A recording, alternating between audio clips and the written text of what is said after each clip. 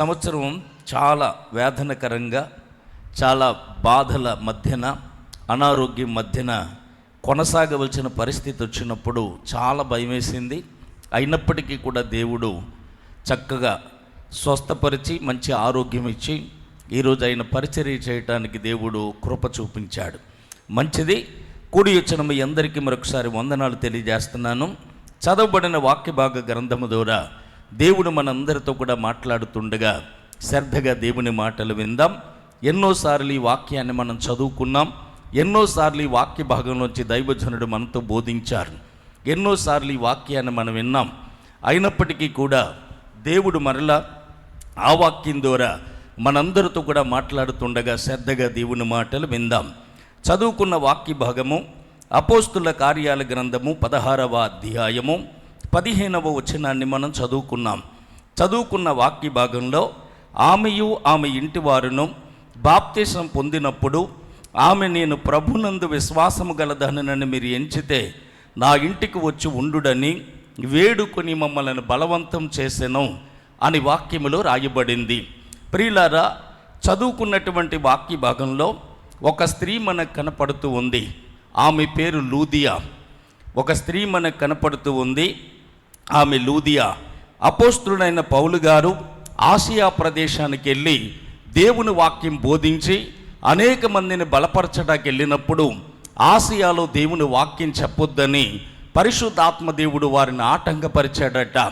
అక్కడి నుంచి వారు త్రోయాకు వస్తూ ఉండగా మాసిదోనియా దేశస్థుడు కలలో కనపడి మా యొద్దకు వచ్చి మాకు సహాయము చెయ్యి, మా యొద్దకు వచ్చి మాకు సహాయము చెయ్యని వేడుకొనుట దర్శనమందు పౌలు గారు చూశారు.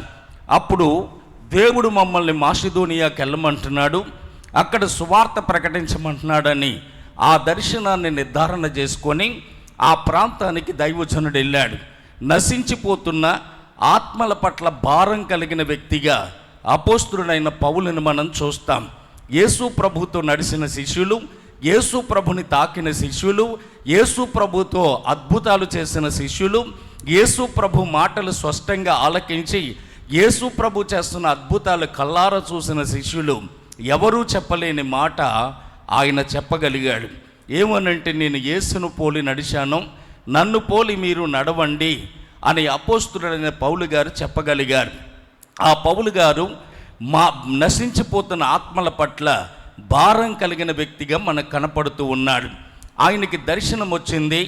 ఆ దర్శనములో మాసిదోనియా దేశస్థుడు వచ్చి మాకు సహాయము చెయ్యని వేడుకొనున్నట్లుగా పౌలు గారికి దర్శనం వచ్చింది. ఈరోజు మనకి కూడా కొన్ని దర్శనాలు వస్తాయి, కానీ ఆ దర్శనాలకి అర్థాలు తెలియవు. ఆ దర్శనాలు చెప్పాలో చెప్పకూడదో కూడా మనకి తెలియదు. మనకి చాలా దర్శనాలు వస్తాయి, కానీ ఆ దర్శనాలు ఎందుకు చెబుతామో కూడా మనకు అర్థం కాదు. నశించిపోతున్న ఆత్మల పట్ల దర్శనాలు మనకు రావు. ఒక ప్రదేశానికి వెళ్ళి సువార్త ప్రకటించాలి, వాళ్ళని ప్రభు దగ్గరికి నడిపించాలి అన్న దర్శనాలు మనకు రావు. పావండి, బాధపడుతున్న వ్యక్తుల కోసం మనకి దర్శనాలు రావు. పతనమైపోతున్న వ్యక్తుల కొరకు మనకి దర్శనాలు రావు. కానీ ఎప్పుడు చూసినా 3 అంతస్తులు బిల్డింగ్ కట్టేసుకున్నట్టు, ఆ పైన బట్టలు ఆరేస్తున్నట్టు, లేకపోతే దానికి రకరకాల కలర్స్ వేసినట్లు, ఎదురుగుంట ఒక కారు పెట్టుకున్నట్లు, ఇలాంటి దర్శనాలు మనకు వస్తాయి. ఇంకా మనం చూస్తే యవ్వనస్తులకి అబ్బాయి ఏమో అమ్మాయి దర్శనంలోకి వచ్చేస్తాడు, అమ్మాయి ఏమో అబ్బాయి దర్శనంలోకి వెళ్ళిపోతారు. పవిత్రతను పాడు చేసుకుంటూ, పరిశుద్ధతను పాడు చేసుకుంటూ, నీతి నిజాయితీ లేకుండా, వాయా వరుస లేకుండా ఇలాంటి దర్శనాలు కనేవారు కూడా చాలామంది మనకు కనపడుతూ ఉన్నారు. అలాంటి దర్శనాలు కాదండి.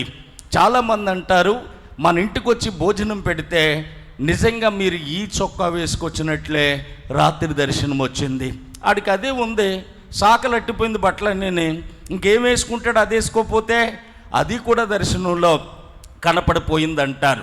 మరికొంతమంది ఏమంటారంటే, రాత్రి మీ ఇంటికి వచ్చినప్పుడు ఇదే కూరతో భోజనం పెట్టినట్టుగా నాకు దర్శనం వచ్చింది. అవి కూడా దర్శనాలేనా? అలాంటివి కూడా దర్శనాలేనా? కొంతమంది అంటారు, కళ్ళు మూసుకుంటే నీ దగ్గర చీకటి ఉన్నట్లుగా నాకు దర్శనం వచ్చింది. ఇలాగా అనేక మంది చెప్తారు, కానీ వాటికి అర్థాలు తెలియలేని పరిస్థితులు ఉంటాయి. కానీ మనకు అలాంటి దర్శనాలు కాదండి. మనం కనవలసిన దర్శనం దేవుని కొరకు ప్రయాసపడుతున్నట్టుగా దర్శనం మనం కలాలి. దేవుని కోసం ఆత్మలు సంపాదించే వారిగా దర్శనం కలగాలి.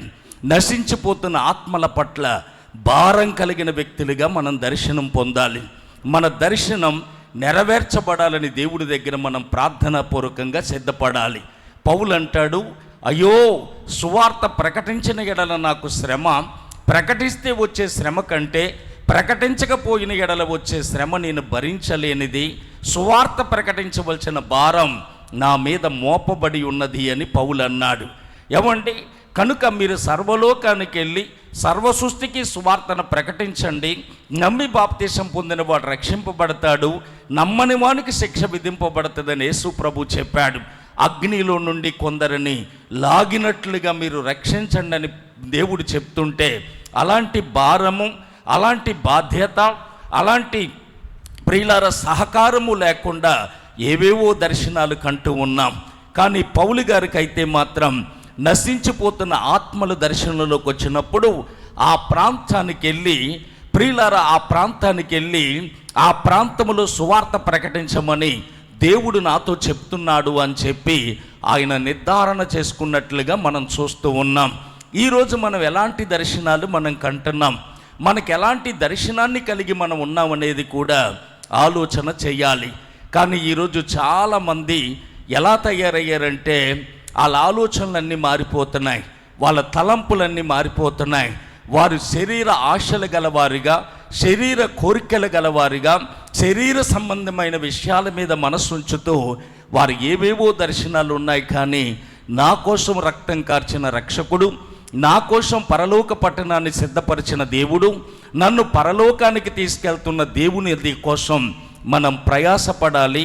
అనేక ఆత్మలను ప్రభు దగ్గరికి నడిపించే వ్యక్తిగా, ఈ మందిరం పట్టజాలని విస్తార నూతన ఆత్మల చేత దేవుడు నింపాలి అనే ఆత్మభారం కలిగిన వారిగా ఉండాలి అన్న ఆలోచన ఈరోజు చాలామంది కనపడతలేదు. కానీ పౌలు గారికి దర్శనం రాగానే అక్కడి నుంచి ఆయన బయలుదేరి మాసిధోనియా దేశానికి ఆయన బయలుదేరి వెళ్ళాడట. అక్కడికి వెళ్ళినప్పుడు ప్రియులారా, విశ్రాంతి దినమున గవిని దాటి నదీ తీరమున ప్రార్థన జరుగునని అక్కడికి వచ్చి కూర్చుని ఉన్న స్త్రీలతో మాట్లాడుచున్నాడు అని చెప్పి అక్కడ వాక్యములో రాయబడింది. అక్కడ చాలామంది ప్రజలు ఉన్నారు, అందరిలో కూడా కొంతమంది స్త్రీలు ఉన్నారు. వారిలో ఉన్న ఒక స్త్రీ కోసం ప్రత్యేకంగా అక్కడ రాయబడింది. ఆ స్త్రీ పేరు లూదియా. లూదియా అన్న మాటకు అర్థం దివిటి. లూదియా అనగా దివిటి అని అర్థం.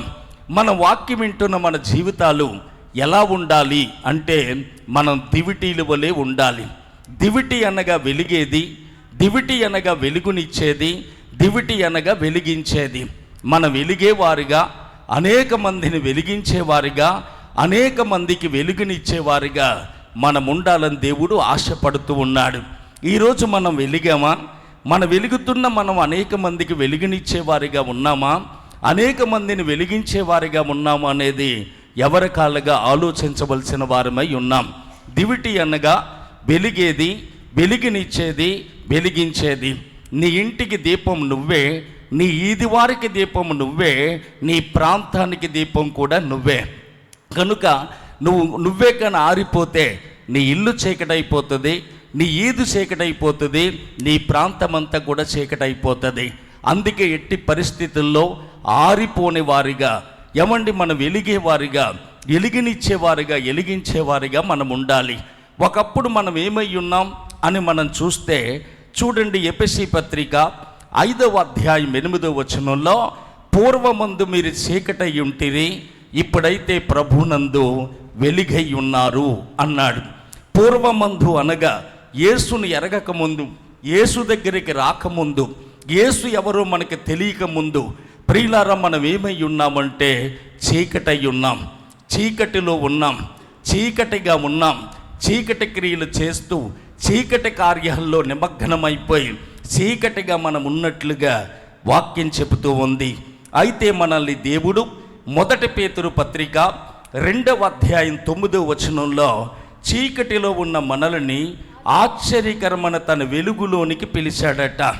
చీకటిగా ఉన్న మనల్ని, చీకటిలో ఉన్న మనల్ని ఆశ్చర్యకరమైన తన వెలుగులోనికి దేవుడు పిలిచాడు అని వాక్యం చెబుతూ ఉంది. ప్రియులారా, చీకటిగా ఉన్న మనల్ని ఆశ్చర్యకరమైన తన వెలుగులోనికి పిలవటమే కాకుండా దేవుడు ఏం చేశాడు అని మనం చూస్తే యోహాను సువార్త మొదటి అధ్యాయము 3వ వచనం ఇలాగుంది: కలిగి ఉన్నది ఏదియో ఆయన లేకుండా కలగలేదు, ఆయనలో జీవముండెను, ఆ జీవం మనుషులకు వెలుగై ఉండెను, ఆ జీవం మనుషులకు ఎలుగై ఉండెను. 9వ వచనం: నిజమైన వెలుగు ఉండెను, అది లోకములోనికి వచ్చుచు ప్రతి మనిషిని వెలిగించుచున్నది. చీకటిగా ఉన్న మనల్ని ఆశ్చర్యకరమైన తన వెలుగులోనికి దేవుడు పిలిచి, వెలుగై ఉన్న దేవుడు మనందరినీ కూడా వెలిగించాడట. ఆయన మనల్ని వెలిగించాడు గనుక, వెలిగించి ఆయన చెప్పిన మాట మత్తయి సువార్త 5వ అధ్యాయం 14-15 వచనాలు మనం చదివితే, మీరు లోకానికి వెలుగై ఉన్నారు, కొండ మీద పట్టణం మరుగై ఉండనేరదు, ఎవడైనా దీపం వెలిగించి మంచం కింద కొంచెం కింద పెట్టడు, కానీ 10 మందికి వెలిగినివ్వటానికి అది దీపస్తంభం మీద పెడతాడు అని ప్రభు చెప్పాడు. కనుక ఆయన మనం చీకటిలో ఉన్న మన మీద కనికరపడి, చీకటిగా ఉన్న మన మీద ప్రేమ చూపించి, తన ఆశ్చర్యకరమైన తన వెలుగులోనికి పిలిచి మనందరినీ కూడా మహానుభావుడు వెలిగించాడు. వెలిగించకపోతే ఈరోజు మన బ్రతుకులు ఎలా ఉండేయో ఒకసారి ఆలోచించండి. వెలుగులోనికి దేవుడు మనల్ని పిలవకపోతే మన బ్రతుకు ఎలాగుండేదో ఒకసారి ఆలోచించండి. అలా చీకటిగా ఉన్న మనల్ని, చీకటిలో ఉన్న మనల్ని ఆశ్చర్యకరమైన తన వెలుగులోనికి పిలిచి మనల్ని వెలిగించి లోకానికి వెలుగుగా దేవుడు మనల్ని చేశాడు. కనుక మనం ఎలగాలి, వెలుగునివ్వాలి, అనేక మందిని వెలిగించేవారిగా మనం ఉండాలి. ప్రియులారా, మన వెలిగే వారిగా ఉండాలి తప్ప ఆరిపోయేటువంటి వారిగా మనం ఏ రోజు కూడా మనం ఉండకూడదు. కొన్ని దీపాలు మనం చూస్తాం, ఆ దీపాలు మీద కొన్ని పురుగులు పడుతూ ఉంటాయి. పురుగులు పడగానే ఆ దీపాలు ఆరిపోతూ ఉంటాయి. అయ్యో, నేను ఆరిపోతే నా ఇల్లంతా చీకటైపోద్ది, నేను ఆరిపోతే నా ప్రాంతం అంతా చీకటైపోద్ది, నేను ఆరిపోతే నా గ్రామం అంతా చీకటైపోద్ది, నా ఇంటికి, నా ఈదికి, నా గ్రామానికి నేనే కదా దీపాన్ని, ఆరిపోకూడదన్న ఆలోచన లేకుండా కొన్ని పురుగులు పడగానే ఆ దీపాలు ఆరిపోతాయి. ప్రియులారా, కొన్ని పురుగులు శరీర కార్యాలకు సూచనగా ఉన్నాయి, మన ఆలోచనలకు సూచనగా ఉన్నాయి, కొన్ని వ్యసనాలకు సూచనలుగా ఉన్నాయి. అవి ఎప్పుడైతే మన మీదకి వస్తాయో వాటిని బట్టి నేను దీపాన్ని వెలుగుతూ ఉండాలన్న ఆలోచన లేకుండా సడన్గా ఆరిపోయేటువంటి వారు కూడా చాలామంది ఉంటారు. కొన్నిసార్లు మనం చూస్తే కొన్ని పురుగులు వచ్చి దీపాల మీద పడిన ఆ దీపం మాత్రం ఆరిపోకుండా అవసరమైతే ఆ పురుగుల్ని కాల్చి బూడిద చేసి ఆ దీపం ఉదయం వరకు కూడా అలా వెలుగుతూనే ఉంటుంది. ఎందుకంటే దాని ఆలోచన, నేను ఆరిపోతే నా గదంతా చీకటైపోద్ది, నేను ఆరిపోతే నా గ్రామం అంతా చీకటైపోద్ది, నేను ఆరిపోతే నా ఈదంతా చీకటైపోద్ది, గనుక ఎట్టి పరిస్థితుల్లో ఆరకూడదని గాలి వేస్తూ ఉన్నా. ప్రియులారా, గాలి విపరీతంగా వేస్తూ ఉన్నా, అనేక పురుగులు వచ్చి మీద పడుతూ ఉన్నా, వాటికి తట్టుకొని నిలబడతాయి కొన్ని దీపాలు. ఆరిపోయినట్లుగా ఆరిపోయేంత పరిస్థితి వస్తుంది, కానీ ఆరిపోయింది అనేసరికి సడన్గా మళ్ళీ నిలబడిపోతూ ఉంటుంది. కొన్ని సమస్యలు, కొన్ని బాధలు, కొన్ని కష్టాలు, కొన్ని వేదనకరమైన పరిస్థితులు మన జీవితంలో వచ్చినప్పటికీ కూడా నేను వెలగాలి అన్న ఆలోచన మనకు ఉండాలి, కానీ ఎట్టి పరిస్థితుల్లో ఆరిపోయే వ్యక్తిగా నువ్వు ఉండకూడదు. నువ్వు దివిటివన్న సంగతి జ్ఞాపకం చేసుకోవాలి. యేసయ్య నిన్ను వెలిగించింది ఆరిపోతావని కాదు. యేసయ్య నిన్ను వెలిగించింది అనేక మందికి వెలుగునిచ్చేవాడిగా, అనేక మందికి వెలుగులోనికి పిలిచేవాడిగా, అనేక మందిని వెలిగించేవారిగా ఉంటావనే దేవుడు నిన్ను నన్ను వెలిగించాడన్న సంగతి మర్చిపోకూడదు. ప్రియులారా, నా పరిస్థితుల్లో కూడా వచ్చిన శ్రమలు, వచ్చిన కష్టాలు చూస్తే ఆరిపోయాడు అనుకున్నారు అందరూ కూడా, కానీ నేను ఆరిపోకుండా దేవుని మహాకృప నన్ను నిలబెట్టింది. ఈరోజు వెలిగేవాడిగా దేవుడు చేసింది, కానీ ఆరిపోయే వాళ్ళ చేయలేదు. శ్రమలు వస్తాయి, బాధలు వస్తాయి, అనారోగ్యాలు వస్తాయి, ఎన్నో సమస్యలు వస్తాయి, కానీ అన్నిటి మధ్యన మనం దీపం గనుక వెలుగుతూ ఉండాలి తప్ప ఆరిపోయే పరిస్థితి ఏ రోజు మన జీవితంలో రాకూడదు. చూడండి, యోహాను సువార్త 5వ అధ్యాయం 35వ వచనంలో యోహానును చూసి ప్రభు అంటాడు, అతడు మండుచు ప్రకాశిస్తున్న దీపమైనట్టున్నాడు. ఆయన ఎలా ఉన్నాడు అంటే మండుతున్నాడు, ప్రకాశిస్తున్నాడు, దీపమైనట్టుగా ఉన్నాడు. మండాలి, ప్రకాశించాలి, ఆ దీపం వలె మనం ఉండాలని దేవుడు కోరుతూ ఉన్నాడు. ప్రియులారా, చూడండి, ఫిలిప్పీ పత్రిక 2వ అధ్యాయం 16వ వచనంలో జీవవాక్యమును చేత పట్టుకొని జ్యోతుల వలె మీరు ప్రకాశించండి అని వాక్యం చెబుతూ ఉంది. కనుక మనం జ్యోతులు గనుక జీవవాక్యమును చేత పట్టుకొని జ్యోతుల వలె మనం ప్రకాశించేటువంటి వారిగా మనం ఉండాలి. కనుక మనం దీపాలమన్న సంగతి మనం మర్చిపోకూడదు. దీపానికి ఉన్న లక్షణం ఎలగాలి, వెలుగునివ్వాలి, అనేక మందిని వెలిగించాలి. వెలిగిస్తామనే దేవుడు మనల్ని వెలిగించాడు గనుక మనం ఎప్పుడూ కూడా మండుతూ ప్రకాశిస్తున్న దీపం వల్లే వెలుగుతూ వెలుగునిచ్చేవారిగా, వెలిగించేవారిగా ఉండాలి. కానీ ఆరిపోయే పరిస్థితి మనకే రోజు రాకూడదు. ప్రియులారా, చాలామంది దీపాలు ఈరోజు ఆరిపోయినాయి. చాలామంది వారికి వచ్చిన కొన్ని పరిస్థితులను బట్టి చాలే మా జీవితం అని సరిపెట్టేసుకునే వాళ్ళు కూడా చాలామంది ఉన్నారు. అలా గట్టి పరిస్థితుల్లో మనకు ఉండకూడదండి. అలా ఉండకుండా మనం నిత్యము కూడా ప్రకాశిస్తున్న దీపాల వలె మనం ఉండాలి.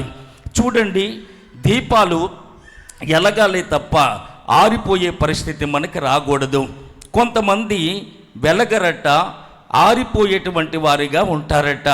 చూడండి, యోబు గ్రంథంలో వారెవరో కొన్ని మాటలు ప్రభు రాశాడు.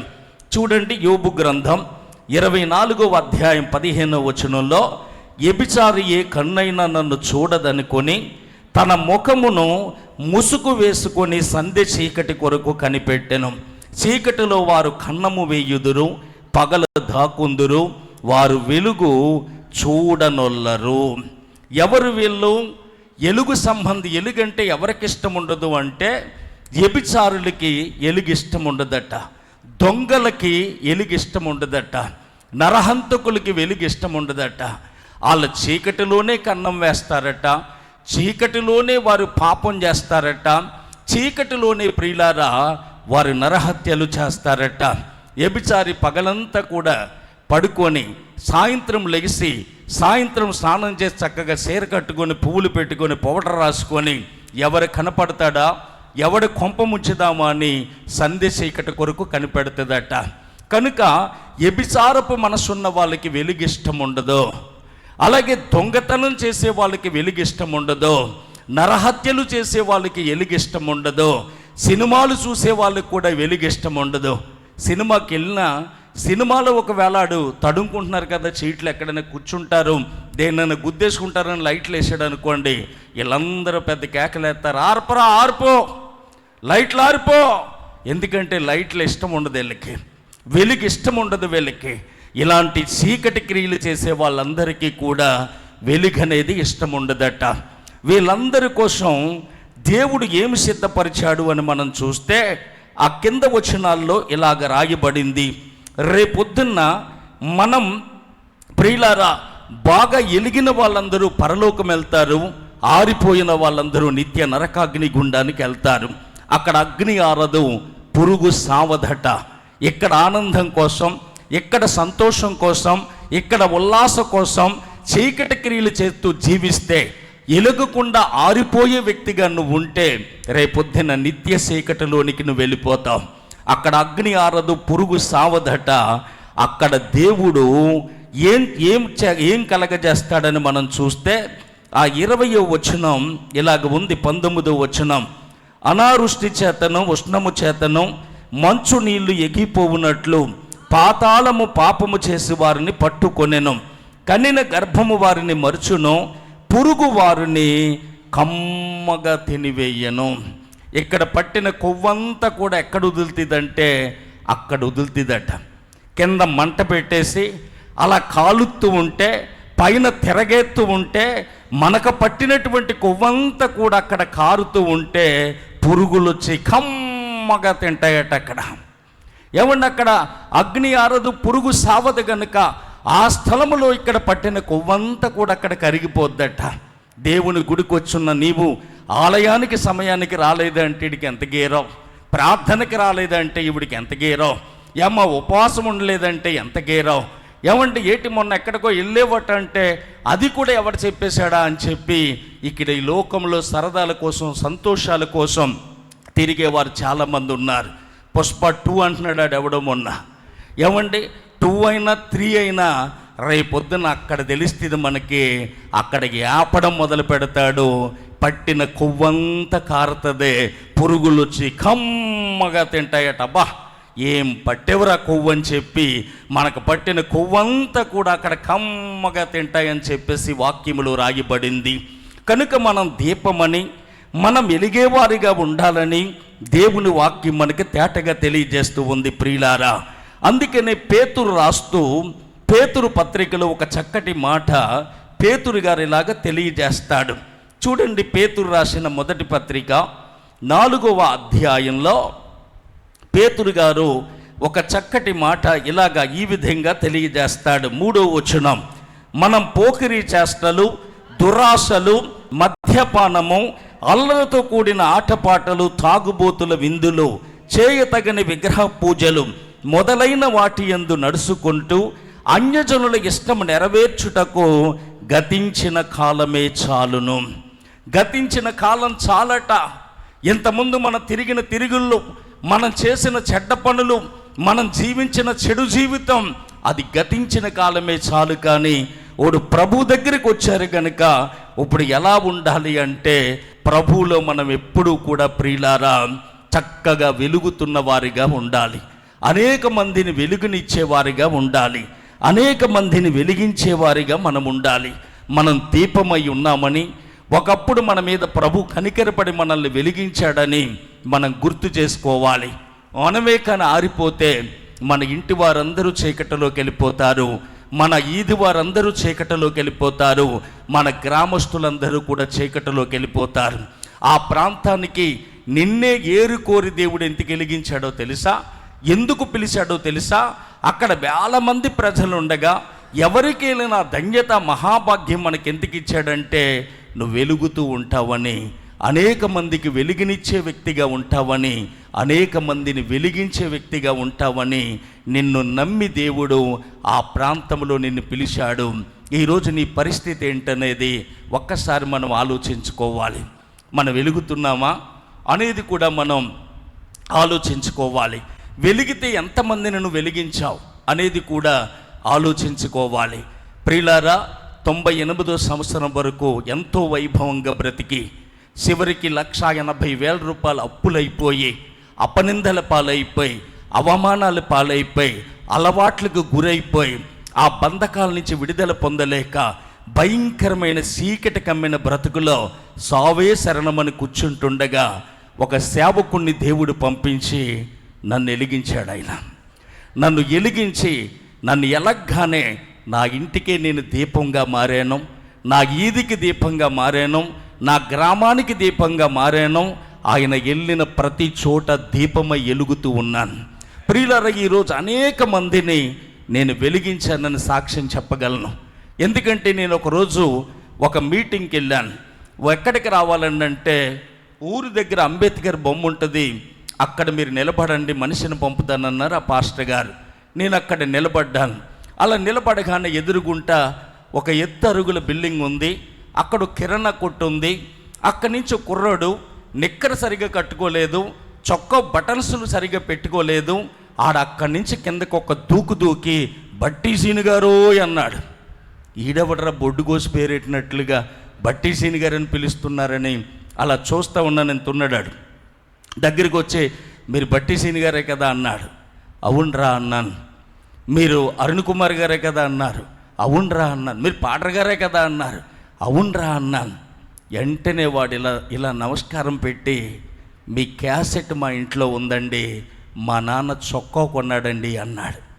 నా క్యాసెట్ మీ ఇంట్లో ఉందా? మీ నాన్న చొక్కా కొన్నాడా? నేను అలా నవ్వుతూ ఉన్నాను. నన్ను తీసుకెళ్ళటానికి వచ్చిన ఆయన వచ్చి మీ ఫ్రెండ్ వచ్చాడండి, అప్పుడే మాట్లాడేస్తున్నాడా ఈడు అన్నాడు. నా ఫ్రెండ్ ఏటా, ఈ ఊరు రావటమే నేను ఇదే ఫస్ట్, ఎవరు నాకు తెలియదు, కుర్రాడు ఎవరు బట్టి సీని గారిని దూకాడు అక్కడి నుంచి అన్నాను. ఏమీ లేదండి, వీళ్ళ నాన్న పచ్చి తాగుబోతూ, పచ్చి ఎబిచారి, వీళ్ళమ్మ కువైట్ వెళ్ళింది, అక్కడి నుంచి పంపే డబ్బులన్నీ కూడా వీడు ఇచ్చలవిడిగా తిరుగుతూ పాడు చేసుకుంటూ తాగి తందనాలు ఆడుతూ ఒక అమ్మాయి వల్ల పడిపోయి జీవిస్తూ ఉండగా కొడుకుని కూడా పట్టించుకోలేదు. ఈ కుర్రోడు ఇంటింటికి తిరుగుతాడు, ఎక్కడ ఆకలిస్తే అక్కడ కొంత అన్నం పెడతారు, తినేస్తాడు, నిద్ర వస్తే ఆ అరుగు మీదే పడుకుంటాడు, మెలకు వచ్చాక లేచి అప్పుడు వాళ్ళ ఇంటికి వెళ్తాడండి. ఇది ఆడి పరిస్థితి.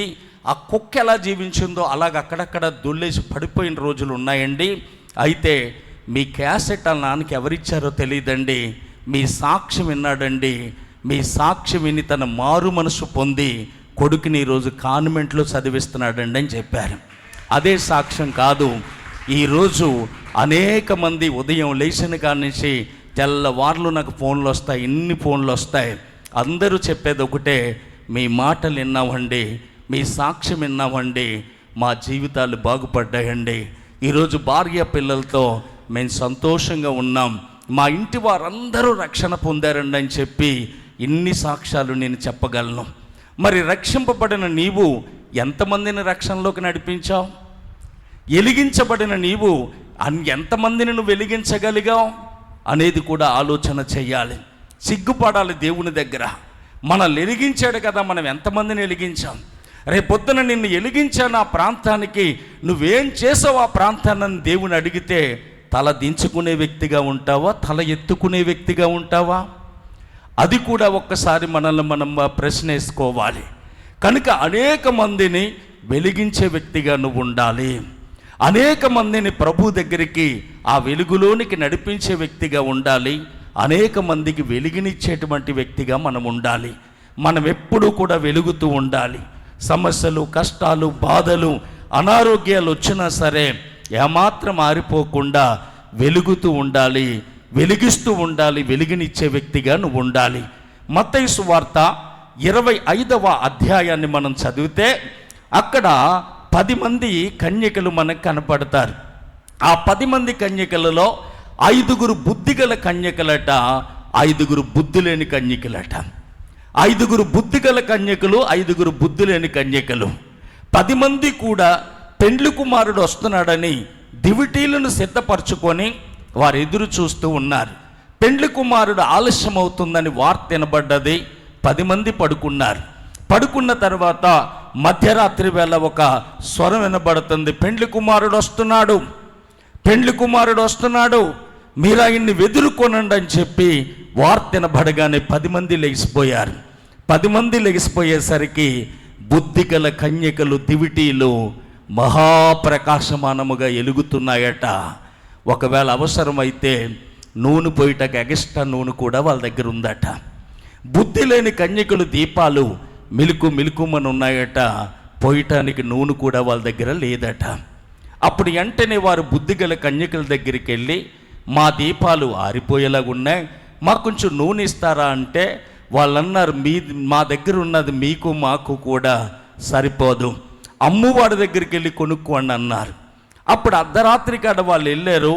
మరి అర్ధరాత్రి కాడ కూడా నూనె పోసేవాళ్ళు మరి ఆ రోజుల్లో ఎక్కడున్నారో మనకి తెలియదు. ఉంటారులే అండి, ఎందుకంటే ఏదో పక్కన స్వరం వినబడుతూనే ఉంటుంది, మారు మనసు పొందండి, మారు మనసు పొందండి, నూనె పోతానే ఉంటాడు. ఏమండి, ప్రభుని నమ్మండి, దేవుడు వచ్చేస్తున్నాడు, ఇదిగో అగ్ని ప్రళయం రాబోతూ ఉంది, ప్రపంచం నాశనం అయిపోతూ ఉంది, నమ్మి బాప్తీసం పొందిన వాడు రక్షింపబడతాడు అని అలా కేకలు పెట్టేవాళ్ళు, కేకలు పెడుతూ సువార్త ప్రకటించే వాళ్ళు కూడా ఉన్నారు. కనుక అర్ధరాత్రి కూడా అతనికి నూనె దొరికింది. ఆ నూనె పట్టుకొని వచ్చారు. ఈ లోపల పెండ్లి కుమారుడు వచ్చాడు. సిద్ధపడిన ఆ బుద్ధిగల కన్యకల్ని ఎక్కించుకొని వెళ్ళిపోయాడట. ప్రియులారా, వీళ్ళొచ్చి తర్వాత తలుపు కొడుతున్నా మీరెవరో నాకు తెలియదు అని చెప్పి అక్కడ పెండ్లి కుమారుడు అన్నట్లుగా మన వాక్యములో చూస్తూ ఉన్నాం. కనుక వెలుగుతున్న వారు మాత్రమే దివ్యమైన ఆ వెలుగులోనికి వెళ్ళగలుగుతారు. వెలుగుతున్న వారిని మాత్రమే ఆ వెలుగైన యేసు ప్రభువారు తీసుకెళ్తారు. వెలుగుతున్న వారు మాత్రమే ఈ ఆత్మ, నరుని ఆత్మ యెహోవా పెట్టే దీపం గనుక ఈ దీపం ఆ పరమాత్మ అనబడుతున్న దీపంలోని కలిసిపోతుంది. కనుక మనం ఎప్పుడూ కూడా వెలుగుతూ ఉండాలి, వెలిగించే వారిగా ఉండాలి, ఎలుగునిచ్చేవారిగా ఉండాలి. నేను అడుగుతున్నాను, ఈ సంవత్సరం 2024 సంవత్సరం నా వంతుకి నేను ఒక దీపాన్ని తీసుకొచ్చాను, వెలిగించాను అన్నవారు ఎవరైనా ఉన్నారా? ఎవరైనా ఉన్నారా? ఒక్కొక్కరు 10 మందిని తీసుకురావాలని చెప్పినట్టున్నారు నిన్న కదా. 10 మందిని అప్పుడే నేను అలా ఆన్ చేసేసరికి ఆ మాటే చెప్తున్నారు, 10 మందిని తీసుకురావాలని. బుర్ర ఊపేద్దాం, పాస్టర్ గారు ఆనందించారు కదా, బుర్ర ఊపేద్దాం, గుండెలు బాధేసుకుంటాం, కేకలేసేస్తాం, మోకాళ్ళ మీద నిలబడిపోతాం, కన్నీరు కార్చేస్తాం, ఇంటికి వెళ్తాం, మన వల్ల అవుతుందేటే. ఆ రోజు నిజంగా మా వల్ల అవుతుందా అని దైవజనుడు అనుకొని ఉంటే నువ్వు ఇక్కడ ఉంటావా? నేను ఇక్కడ ఉంటానా? దేవునికి అసాధ్యమైనది ఏది లేదు. లోకములో ఉన్నవారి కంటే మనలో ఉన్నవాడు గొప్పవాడు. కనుక ఆయన మనలో ఉన్నాడు కనుక మనల్లో అవుతుంది. ఒక మాట చెప్పనా, ఈ ప్రపంచంలో ఎవరి వల్ల కానిది క్రైస్తవుని వల్ల అవుతుంది. మన వల్ల జరగలేనిది ఏదీ లేదు. ఆయన సేవకులను చూసి ఆ ప్రాంతవాసులు చెప్పిన సాక్ష్యం ఏంటో తెలుసా? భూమిని తల్లకిందులు చెయ్యవారు ఎక్కడికి వచ్చారా? భూమిని తల్లకిందులు చెయ్యవారు మాట మనం. క్రైస్తవుడు నిద్రపోతున్న సింహాలు అన్నాడట ఓ ప్రధానమంత్రి గారు. కానీ మన పవర్ మనకే తెలియట్లేదు, మన ఇలువ మనకే తెలియట్లేదు. ఒకవేళ మన దగ్గర ఎంత బలం ఉందంటే ఎదటోడిని వెలిగించడానికి నాకు చిన్న బుద్ధి ఉండేది. ఏం బుద్ధి అంటే, మా తాతయ్య గారు దివిటీలు కొట్టించేవాడు దీపావళికి. ఆ దీపావళి రోజు ఆ గోంగూర కర్రలకి ఒత్తులు కట్టి నూనెలో ముంచి అలా వెలిగించాలన్నమాట. అలా వెలిగించినప్పుడు నాది ఆరిపోతే పక్కోడిది వెలిగించుకున్నట్లుగా పెట్టి ఆడిది కూడా ఆరిపేసేవాడిని. అదో బుద్ధి. ఏమండి, కొంతమంది ఇప్పుడు అలాంటి బుద్ధి గలవారు ఉన్నారు. వాళ్ళు ఆరిపోతారు, ఎలుగుతున్న వారి దగ్గరికి వెళ్ళి పోనీ ఎలిగింపబడదామని ఉండదో ఆని కూడా ఆరిపేస్తారు. ఆని కూడా ఆరిపేసి వీళ్ళు రారు, వాళ్ళు రానివ్వరు. ఏంటో పెద్దమ్మ, మనం రోజు వెళ్ళిపోవాలంటే మన వాళ్ళు ఏమవుతుంది? నిజంగా మేము కూడా అలా అనుకొని ఉంటే నీ పరిస్థితి ఏంటి? రోజు వీళ్ళ కోసం ప్రార్థన చేయాలంటే ఏమవుతుంది తమ్ముడు, వద్దులే అని పడుకున్నాం అనుకోండి, మీరు ప్రశాంతంగా ఉంటారా? కావలి కాసేవాడు మేలుకొని ఉంటేనే దేశానికి సేఫ్టీ. చావకుడు కావలి కాసేవాడు కనుక నిద్రపోడు. ఎప్పుడు మీకోసం, మీ కుటుంబాల కోసం విజ్ఞాపన ధ్వని అలా చేస్తానే ఉంటాడు. అందుకే మీరు సుఖంగా సౌఖ్యంగా ఉండగలుగుతున్నారు. కనుక ఈరోజు నేను వెలిగాను, ఇదిగో నేను ఇంతమందిని వెలిగించానని చెప్పగల వాళ్ళు ఎంతమంది ఉన్నారా? అసలు మన వెలుగు ఎవరికి ఉపయోగం అంటే మనకు కూడా ఉపయోగం ఉండదు కొన్నిసార్లు. కానీ అలాగ నువ్వు ఉంటే భయంకరమైన చీకటిలోకి వెళ్ళిపోతావు. ఇక్కడ పట్టిన కొవ్వంతా అక్కడ వదిలింతాడో పురుగులు వచ్చి కమ్మగా తినేస్తాయి. మామూలుగా కాదు, చాలా కమ్మగా. ఇక్కడ ముక్కలు మనం ఎలా పీకుతామో అక్కడ కూడా అలాగే పీక్కొని తింటాయి. అబ్బబ్బబ్బబ్బబ్బా, ఏం పట్టిందిరా కొవ్వు, ఏం పట్టిందిరా కొవ్వు. కొవ్వు అలా కరిగిపోతూ ఉంటుంది ఆ ఏడికి. బాబాయ్ బాబాయ్ బాబాయ్ బాబాయ్ నువ్వు వేడుతూ ఉంటే పురుగులు వచ్చి పండగ చేసుకుంటాయి, క్రిస్మస్ పండుగ. ఏమండి, కమ్మగా తింటుందట.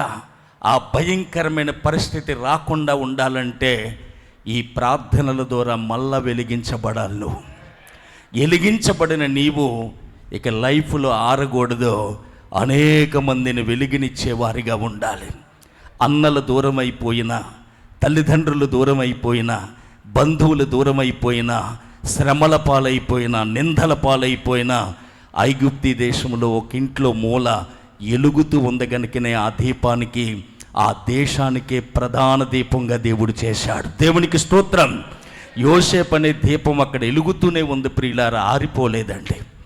శ్రమలు, శోధనలు, ఇరుకులు, ఇబ్బందులు ఏమొచ్చినా ఆరిపోయేవారిగా మనం ఉండకూడదు.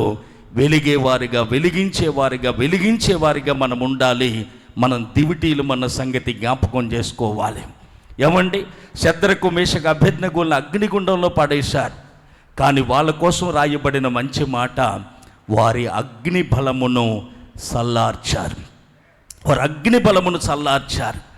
అగ్నిలో కూడా అగ్ని కంటే మహాప్రకాశముగా ఎలిగారట. అందుకే అగ్నిలో వేసిన వాళ్ళు కనపడరు. కానీ రాజు అన్నాడు, మనం ముగ్గురినే కదా పాడేశాం, నాకు నలుగురు కనపడుతున్నారు. ఏమంటే అంటే వాళ్ళ అగ్నిలో ఎంత ప్రకాశిస్తూ వెలిగారు. అగ్ని వంటి శ్రమలు మనకు వచ్చినా కానీ వాటికి మించిన ప్రకాశమానమైన జీవితాలు మనకు కావాలి. మనం ఎప్పుడు ఆరిపోకుండా, చల్లారిపోకుండా, నులివెచ్చని జీవితంలోకి వెళ్ళిపోకుండా మనం వెలిగించే వారిగా ఉండాలి. యేసయ్య మనల్ని నమ్మి వెలిగించాడు. ఆ ప్రాంతంలో మనల్ని నమ్మి మనల్ని పిలిచాడు. మనల్ని నమ్మి మన కొరకు తన యవ్వన రక్తాన్ని సిందించాడు. కనుక ఆయన వెలిగించిన వెలుగు ఆరిపోకుండా అనేక మందిని వెలిగిస్తూ, నేను లోకానికి వెలుగునై ఉన్నాను, నన్నెంబడించువాడు చీకటిలో నడవక జీవపు వెలుగు కలిగి ఉంటారని ప్రభు చెప్పాడు. కనుక మనం వెలిగించేవారిగా, వెలుగునిచ్చేవారిగా, అనేక మందిని వెలిగించేవారిగా మనం ఉండాలని వాక్యం చెప్తూ ఉంది. కనుక లూదియా అన్న మాటకు అర్థం ఏంటంటే దివిటి. మనం ఎలా ఉండాలి? దివిటీల వలె ఉండాలి. మండుచు ప్రకాశిస్తున్న దీపాల వలె మనం ఉండాలి. మండాలి, ప్రకాశించాలి అంటే కొన్నిసార్లు మన దీపాలకి మసి పడుతుంది. మసి పొట్టినప్పుడు ఆ మసిని దీపాలు, కరెంట్ లేనప్పుడు దీపాలు ఉండేవి. ఆ దీపాలు ప్రతి తల్లి, ప్రతి చెల్లి 4 గంటల టైంలో కల్లాపేసేసిన తర్వాత 5 గంటలకు ఆ దీపాలు కిరసనాల బుడ్డి ఓ పక్కనెట్టి ఇంత తెల్లటి గుడ్డ పెట్టుకొని ఆ సిమ్మిలి జాగ్రత్తగా తుడిసేవారు. ఎందుకంటే తెల్లవారులు వెలిగినివ్వాలి గనుక, నల్లగా ఉంటే వెలిగి కనపడదు గనుక ఆ సిమ్మిలిని తుడిసేవారు. తర్వాత ఆ ఒత్తికని బొగ్గు కట్టేస్తే దాన్ని కట్ చేసి మళ్ళీ నలిపి ఆ ఒత్తిని తయారు చేసేవారు, లేదంటే కొత్త ఒత్తి వేసేవారు. అలాగే మనం పొద్దుట సాయంత్రం ఆత్మకి శరీరానికి అంటుకున్న కల్మసం అనే మసిని ప్రార్థన ద్వారా తుడుచుకోవాలి. వాక్యము, అభిషేకం అనే నూనెను మనం సిద్ధపరచుకోవాలి. ప్రియులారా, అతిక్రమాలు దాచిపెట్టువాడు వర్ధెల్లడు, వాటిని ఒప్పుకొని ఇడిచిపెట్టువాడు కనికరం పొందుతాడని అతిక్రమ క్రియలన్నీ కూడా కట్ చేయబడాలి. అప్పుడు మనం మండుతాం, ప్రకాశిస్తాం, 10 మందికి వెలిగినిస్తాం, అనేక మందిని మనం వెలిగిస్తాం. గనుక మనం వెలిగే వారిగా ఉండాలని ప్రేమతో మీకు తెలియజేస్తున్నాను. దివిటి అనగా వెలిగేది, లూది అనగా దివిటి. తర్వాత లూదియాలో ఉన్న రెండో లక్షణం ఏంటంటే ఆమె ఆత్మీయురాలు. ఆమె ఆత్మీయురాలు. ఎందుకంటే అక్కడ ఆమె వ్యాపారం చేయటానికి వచ్చింది. ఆ ప్రాంతానికి ఒట్టినే రాలేదు, చుట్టాలింటికి రాలేదు, వ్యాపారం చేయటానికి వచ్చింది. ఆమె తుతైరియా పట్టణస్తురాలు, యోధా పొడి అమ్మేది. యోధా పొడి అంటే ఎండి చేపలు అమ్మేవాడిని పట్టుకోలేకపోతున్నాం. ఎండి చేపలు అమ్మేవాడు ఎంత వ్యాపారం చేస్తున్నాడో అట, లక్షలట. అలాంటిది యోధా రంగు అంటే ధనవంతులు ధరించేటువంటి కలర్. అది ధనవంతులు ధరించేవారు, ధనవంతులు కొనుక్కుండేవారు. ఆ పొడి అమ్ముకోవటానికి వ్యాపారానికి వచ్చింది.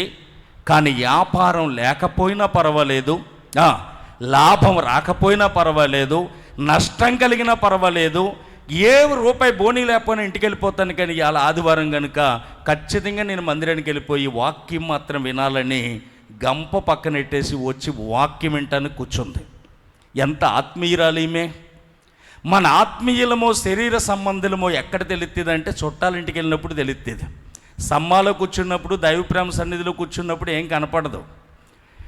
మా కంటికి అందరూ చిన్నపిల్లల్లా కనపడతారు, అందరూ ప్రేమగానే కనపడతారు. వేసే సిందులు, గంతులు ఎక్కడ కనపడతాయంటే ఒంటరిగా ఉన్నప్పుడు కనపడతాయి. చుట్టాలింటికి వెళ్తాం. నువ్వు ఆత్మీయురాలు అయితే ఆ శనివారం రాత్రి అక్కడ ఉండిపోవలసిన పరిస్థితి వచ్చినప్పుడు ఉండిపోతే తెల్లవారులు నిద్ర పట్టదు. నా సంఘానికి దూరం అయిపోయాను, నా సేవకుడికి దూరం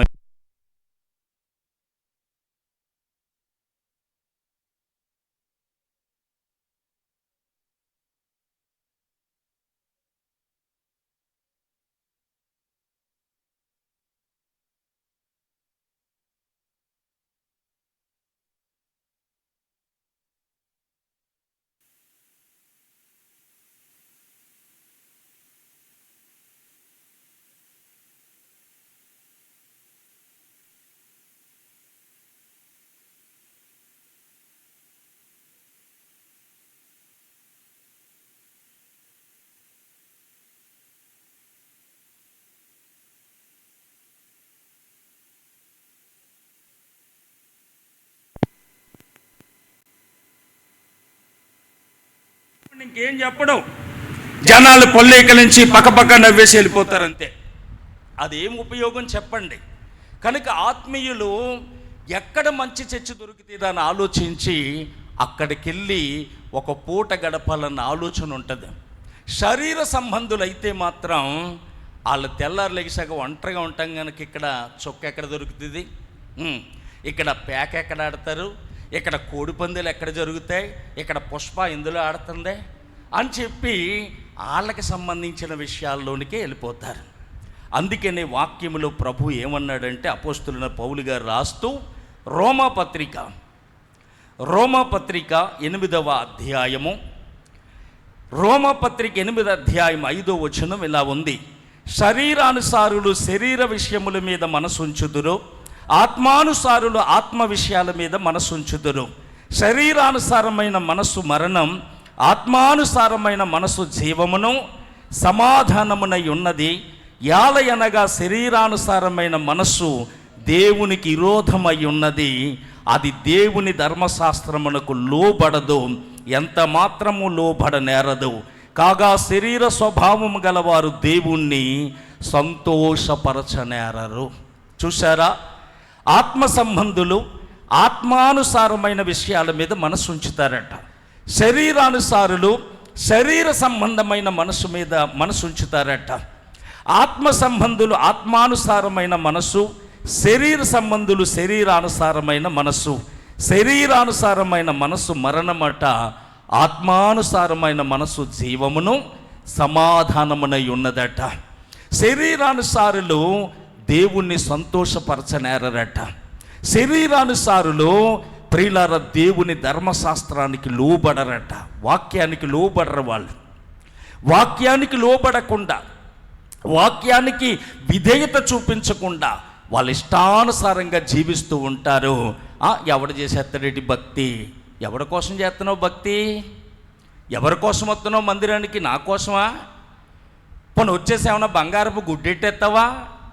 ఏమండి ఇక్కడికి వచ్చి నలిపి 33 మడతలు తీసుకోవడం సరిపోతుంది. ఆదివారం మా బతుకు ఆరాధన అయిపోయాక 10 రూపాయలు కాదు 33 మడతలు పెట్టేస్తావు. అందులో ఆ చిరిగిపోయింది కొట్టి దగ్గర మారత కనుక ఇక్కడ వేసేస్తున్నావు. ఏమండి అదే ఇటనికేగా. మరి ఎవరి కోసం వస్తున్నావు నువ్వు? ఎందుకోసం వస్తున్నావు అసలు అంటే, ఆత్మానుసారివైతే ఆత్మ సంబంధమైన విషయాల మీద మనసు ఉంచుతావు. ఆ కింద రాయబడిన మాటల్లో 12వ వచనం ఇలా ఉంది: కాబట్టి సహోదరులారా, శరీరానుసారంగా ప్రవర్తించడానికి మనం శరీరానికి రుణస్థులం కాం. మీరు శరీరానుసారంగా ప్రవర్తించిన ఎడల సావవలసిన వారై ఉందురు గాని, ఆత్మచేత శరీర క్రియలను చంపిన ఎడల జీవించెదరు. కనుక ఆమె ఆత్మీయురాలు గనుక ఇక్కడ ప్రార్థన ఎక్కడ జరుగుతుందా అని చెప్పి వ్యాపారాన్ని పక్కన పెట్టెళ్ళి దేవుని వాక్యం వింటుంది. ఆత్మీయురాలు గనుక మనమేం చేస్తాం? మనమైతే ఎలా ఉంటుంది మన పరిస్థితి అనేది ఒక్కసారి ఆలోచించండి. ఆదివారం నాడే పనికిమాల పనులన్నీ పెట్టుకుంటాం. ఆదివారం నాడే మనవరాలు పెద్ద మనిషి అయిపోద్ది. ఆదివారం నాడే ఫంక్షన్లో వెళ్తా గుడి దగ్గర ఇలాగా చిన్న ముద్దు పెట్టేసుకుని వెళ్ళిపోతాం. అంతే తప్ప ఇలా ఆదివారం ఎక్కడికి వెళ్ళకూడదు. దేవుని వాక్యం సమృద్ధిగా వినాలి. అయ్యో శరీరానికి ఆహారం లేకపోతే శరీరం ఎలా చీకిపోద్దో, ఆత్మకు ఆహారం లేకపోతే ఆత్మ కూడా బలహీనమైపోద్ది. కనుక ఆత్మకు ఆహారం ఖచ్చితంగా ఉండాలన్న ఆలోచన మనకు ఉండదండి. ఉండకుండా చాలామంది అంటారు, సంస్కారం కదమ్మా, అక్కడ తీసేసుకున్నానులే అండి, రేపు ఆడేది ఎత్తడు పెట్టి, ఆడేది ఎత్తాడు, ఆడికి ఫోన్ చేసి దిగిన ఆడిది ఎత్తడు పెట్టి కదా, అక్కడ తీసేసుకున్నావులేండి. అక్కడ తీసుకోవటం ఏంటి సంస్కారం? నీకు స్థానికంగా నీ కోసం ఏడ్చి కన్నీరు కార్చి నీ కోసం గుండెలు బాదుకునే సంఘం ఇక్కడ ఉంది. నీ కోసం గుండెలు బాదుకొని కన్నీర్చి కార్చగలిచిన సేవకురాలు ఇక్కడ ఉండగా, మనం ఎక్కడికి వెళ్ళినా ఆదివారం ఖచ్చితంగా హాజరైపోవాలి. సంస్కార వారం అని తెలుసు కూడా కొంతమంది ఊరు ప్రయాణాలు చేస్తారు. అలా చేయకూడదండి. ఆదివారం చాలా ప్రాముఖ్యమైనది. అది ప్రభు దినాన్న పద్మాసు దీపంలో పరవశుడయ్యాడట యోహాను. పరలోక మహిమైని కనపడిందట.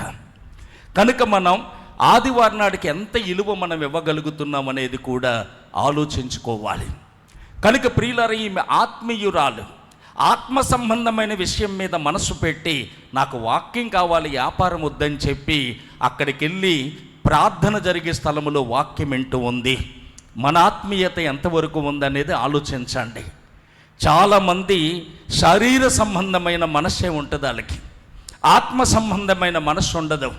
దేవుడి దగ్గరికి వెళ్ళగానే అప్పులు తీరిపోవాలి, దేవుడి దగ్గరికి వెళ్ళగానే డోకరాలు కొట్టేయాలి, దేవుడి దగ్గరికి వెళ్ళగానే ఇల్లు కట్టేయాలి, దేవుడి దగ్గరికి వెళ్ళగానే ఏమండి గేదె పాలు ఇవ్వాలి, మేక మేత తినాలి, కోడిగుడ్డు పెట్టాలి. ఒక ఆయన కాళ్ళు వాసిపోయినాయి, ఆయనకి సువార్త చేశాం. సువార్త చేసి నేను ఆ నూనె రాసి ప్రార్థన చేసి తగ్గుతుంది ఆదివారం రండి అంటే అలాగే బాబా అనేవాడు. 2 రోజులు నూనె రాసి 3వ రోజు వెళ్ళి బాగుందా అండి అని అడిగాను. నిన్నది పని చేయలేదు అన్నాడు. ఏంటన్నాను, అది నేను మంత్రం వేసావు కదా, అది పని చేయలేదు అన్నాడు. నేను మంత్రం వేసే ఊళ్ళో కనపడుతున్నానరా నీకు? ఆ తర్వాత ఎవరు వెళ్ళలేని చోటుకి వెళ్ళిపోయాడు. ఏమండి కనుక చాలామంది తెలియదండి, శారీర సంబంధమైన విషయాలే. దేవుడు అన్నాడు, నా నీతిని నా రాజ్యాన్ని వెతకండి, అవన్నీ మీకు అనుగ్రహింపబడతాయి. ఏది కావాల్సిన దేవుడు ఇస్తాడు. కానీ అన్నిటికంటే ప్రాముఖ్యమైనది ఈ ఆత్మ పరమాత్మ దగ్గరికి వెళ్ళాలి. ఈ ఆత్మ పవిత్రంగా ఉండాలన్నా, ఆత్మ బలంగా ఉండాలన్నా, ఆత్మ దేవుని దగ్గరికి చేరాలన్నా ఆత్మకు కావాల్సిన ఆహారం మనకు కావాలి, ఆత్మీయత మనకు కావాలి. అందుకే ఫిలిప్పీ పత్రిక రాస్తూ 3వ అధ్యాయం 19-21 వచనాలు మీరు చదివితే వాళ్ళట భూ సంబంధమైన వాటి అందే మనసు ఉంచుతారట. మన తండ్రి అయిన అబ్రహామట పునాదులు గల పట్టణం వైపు తేరి చూశాడట. మన పరసంబంధులం కనుక పరసంబంధమైన మనసు మనకు ఉండాలి, కానీ భూ సంబంధమైన మనసు మనకు ఉండకూడదు. అందుకనే మత్తయి సువార్త 6వ అధ్యాయం 25వ వచనంలో ఏము తిందుమా ఏము తాగుదుమా అని మీ ప్రాణాల కోసం మీ శరీరాల కోసం మీరు ఆలోచించకండి. ఏమండి ప్రభు చెప్పాడు, ఏం తిందామా ఏం తాగుదామా ఏం ధరించుకుందామా అని ఆలోచించకండి అని ప్రభు చెప్పాడు. ఆకాశ పక్షులు చూడండి, ఎత్తవు కొయ్యవు కొట్లలో కూర్చుకొనవు, అయినను మీ పరలోకపు తండ్రి వాటిని పోషిస్తున్నాడు. మీరు అనేక పక్షుల కంటే శ్రేష్ఠులు కారా? చేతులెత్తి స్తోత్రం చెప్పండి. వస్త్రాల కోసం కొంతమంది, వస్త్రాల కోసం ఇప్పుడు జనవరి వస్తుంది, వస్త్రాలు పిచ్చి. అవునండి, మొన్న క్రిస్మస్ వర్తమానంలో చెప్పారుగా మీ పాస్టర్ గారు, ఏమని? పండగ పూట మాంసము కూర వండకపోతే పండగ కాదట, అన్ని పనులను ముగించి డాడి ఆకాశి ప్రార్థనకు వస్తారంట. కొత్త సారీకి మ్యాచింగ్ లేదట, మ్యాచింగ్ లేకుంటే చర్చికి రాదట. ఏమంటే కొత్త సారీలు కొనుక్కోండి వద్దు, కానీ ప్రభు అన్నాడు మీ బట్టను అమ్మేసి కత్తిని కొనండి అన్నాడు. బట్టను అమ్మేసి కత్తి కొనమంటే కత్తి ఎలాగున్నా పర్వాలేదు. నేను మొన్న ఈ మధ్యన ఒక కవర్ కొనుక్కున్నానండి, బైబిల్కి ఒక కవరు. బైబిల్ కవర్ 6000, బైబిల్ 2500, 8500 ఆ కవరు. ఎందుకంటే నా దేవుణ్ణి అంత ఘనంగా మోసుకెళ్ళాలి. దేవుని స్తోత్రం చెప్పండి. కొంతమందికి అది జిప్పే ఉండదు, ఆ మడతలే రావు, తల మాత్రం 30 సార్లు దూతో ఊడిపోయే తలనే, కానీ ఖాళీగా కూర్చొని ఆ మడతలడిపోయిన బైబిల్ చక్కగా చేసుకో. తెలీదు. ఎప్పుడు చూసినా చీరలో, ఎప్పుడు చూసినా మ్యాచింగ్లో, ఎప్పుడు చూసినా తిండి పిచ్చి. కొంతమందికి చాలా తిండి పిచ్చి అండి. నేను ఒకసారి కర్నూలు మీటింగ్కి వెళ్ళాను. కర్నూలులో చాలామంది ప్రజలు వచ్చారు. అక్కడ మీటింగ్ జరుగుతుండగా కార్ల మీద కూడా వచ్చారు చాలామంది డాక్టర్లు, ఇంజనీర్లు అట.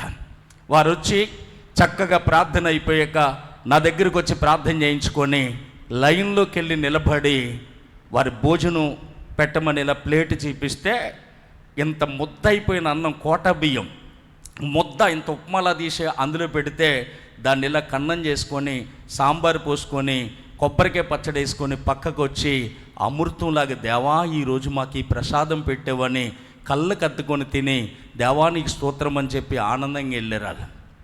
పైన 3 రేకులు ఉండవు, కింద 2 సెంట్లు ఉండదు. మనం అంతా మొక్కల కోసమే. ఆడ మొక్కేసాడు ఎప్పుడు ఊరిపోయి అత్తడి మొక్కను తగులడిపోను. మొక్కేయుడు మొక్కలతోటే బతికేస్తావు, నీ మొక్కలు తగులడిపోను.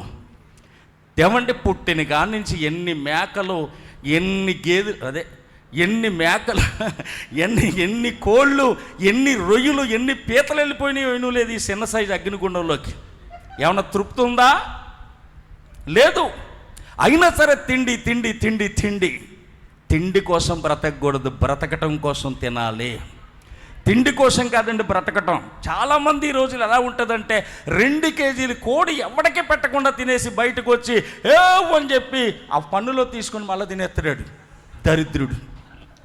ఏంటా తిండి ఆంబోతుల్లాగా? నాకు అర్థం కాదు. తెల్లారు లెగితే తిండే, తిండి బట్టలు, తిండి బట్టలు, తిండి బట్టలు.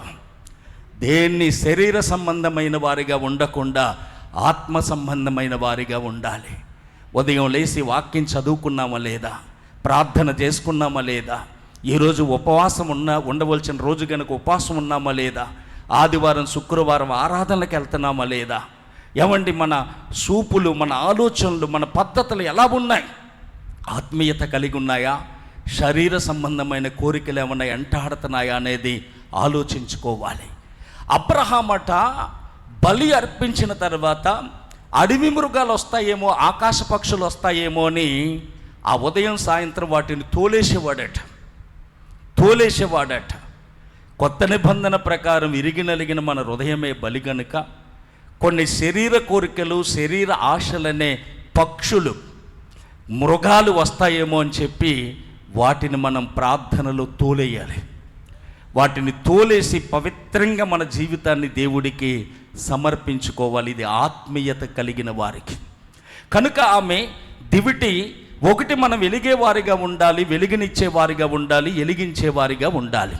2, ఆత్మ విషయమైన మనస్సు కలిగిన వారిగా, ఆత్మీయ విషయాల మీద మనసు పెట్టిన వారిగా మనం ఉండాలి. 3వదిగా మనం చూస్తే ఆమె దైవభక్తి కలిగిన స్త్రీ అని చెప్పి రాయబడింది. ఆమెలో ఏముందంటే దైవభక్తి. దైవభక్తి చాలా గొప్పది. దైవభక్తి అనేది ప్రతి ఒక్కరికి కూడా ఉండాలి. అపోస్తులుడైన పౌలు గారు తిమోతికి రాస్తూ ఒక చక్కటి మాట ఈ విధంగా చెప్తాడు. చూడండి, తిమోతికి రాసిన మొదటి పత్రిక 4వ అధ్యాయము 7వ వచనం ఇలా ఉంది. చూడండి, అపవిత్రమైన ముసలమ్మ ముచ్చట్లను విసర్జించి దేవభక్తి విషయంలో నీకు నువ్వే సాధకం చేసుకో. శరీర సంబంధమైన సాధకం కొంచెము మట్టుకే ప్రయోజనకరమగును కానీ దైవభక్తి ఇప్పటి జీవ విషయములోనో రాబోవు జీవ విషయములోనో వాగ్దానముతో కూడినదైనందున అది అన్ని విషయాలలో ప్రయోజనకరమగును. ఈ వాక్యము నమ్మదగినదియు పూర్ణంగీకారమునకు యోగ్యమునై ఉన్నది. అపవిత్రమైన ముసలమ్మ ముచ్చట్లు విసర్జించాలి. దైవభక్తి విషయంలో నువ్వే సాధకం చెయ్యాలి. ముసలమ్మ ముచ్చట్లు అంటే ఎలా ఉంటాయి? అదే మనకి బాగా తెలుసు కదా. వంట అయిపోయినా క్యారేజీకి వచ్చేస్తాడని తెలిసినా, కొడుకు అన్నానికి వచ్చేస్తాడని తెలిసినా, మొగుడు అన్నానికి వచ్చేస్తాడని తెలిసినా పక్కింటికి వెళ్ళి వేసేస్తుంటావు కదా సోది. గోడ అందకపోయినా 4 ఇటుకలు పీకి దెమ్మేసుకొని మరీ మాట్లాడేస్తావు కదా పాపిష్టి మాటలు. ఏమని? వదినా, మనం నువ్వు దగ్గర మాట్లాడుకుంటున్నారనుకున్నామా, మొన్న రాత్రి బండేసుకొని వెళ్ళిపోయారట. ఆ గొడవ మనకెందుకు? ఆ పాపపు మాటలు ఇలాంటివన్నీ. ఆ కొంపది ఈ కొంపకి, ఈ కొంపది ఆ కొంపకి మలినమంతా తెచ్చుకొని అపవిత్రమైన ముసలమ్మ ముచ్చట్లు పెట్టుకోకుండా దేవభక్తి విషయంలో నువ్వే సాధకం చేసుకోవాలి. ఉదయం లేవగానే ప్రార్థనతో మన జీవితం ప్రారంభించాలి. ప్రార్థనతో మళ్ళీ నిద్రలోనికి మనం వెళ్ళాలి. ప్రార్థన చేసుకున్న వెంటనే వాక్యం చదువుకోవాలి. అప్పుడు బయటికి రావాలి. వారానికి 1 రోజు 2 రోజులు నీ తీర్మానాన్ని బట్టి ఉపవాసం ఉండాలి. ఆరాధనకు మానకుండా వెళ్ళాలి. కూటాలు జరుగుతుంటే వెళ్ళాలి, సభలు జరుగుతుంటే వెళ్ళాలి, ఉపవాస ప్రార్థనలు జరుగుతుంటే వెళ్ళాలి. వాక్యం కోసం పరుగులెత్తాలి. దేవభక్తి విషయంలో సాధకం చేసుకోవాలి. ఏమంటే కొన్ని తినేవి ఉంటాయి, కొన్ని తిన్నవి కూడా ఉంటాయి. ఆ విషయంలో కూడా చాలా జాగ్రత్త ఉండాలి. చూడండి, నేను అయ్యప్ప మాలేసేవాడిని, భవానీ మాలేసేవాడిని. అప్పుడు ఎవరైనా స్నానం చేయకుండా వంట చేస్తే అన్నం తినేవాడిని కాదు. ఎవరైనా కనీసం కొంచెం తేడాగా ఉన్న, అంటే కొంచెం ఇంట్లోకి రాలేని స్త్రీలకని ఎదురైతే మళ్ళీ వెళ్ళి ములిగేసి వాళ్ళకి మళ్ళీ కౌరు పంపి లోపలికి వెళ్ళిపోమని వచ్చేవాడిని. అంత పవిత్రంగా పరిశుద్ధంగా ఉండేవాడిని ఆ 40 రోజులే. తర్వాత మళ్ళీ నా బ్రతుకు మామూలే. కానీ ఇది బ్రతికినంత కాలం నిష్ట చేయవలసిన మాలిది. ఈ నిష్ట అనేది చాలా జాగ్రత్తగా ఉండాలి. తాము అపవిత్రులం అవ్వకుండానట్లు రాజుచ్చిన ఆహారము పానీయము భుజించలేదట దానియేలు, శద్రకు, మేషకు, అబేద్నెగోలు. ఎందుకని? ఆ ఆహారం ద్వారా అపవిత్రులం అయిపోతామేమోనని. ఇది తినకపోతే మీలో తేజస్సు కనపడదయ్యా, మా కూరగాయలు పెట్టండి, తేజస్సు కనపడితేనే చూడండి, లేకపోతే అప్పుడు మీ ఇష్టం అన్నారు. కానీ నీసి మాంసాలు తినేవారి కంటే కూడా ఆకుకూరలు, కూరగాయలు తినేవారి ముఖమే చాలా తేజరెళ్ళిందని రాయబడింది అక్కడ. కనుక ఆహార విషయంలో కూడా మన భక్తి మనం జాగ్రత్తగా పాటించుకోవాలి.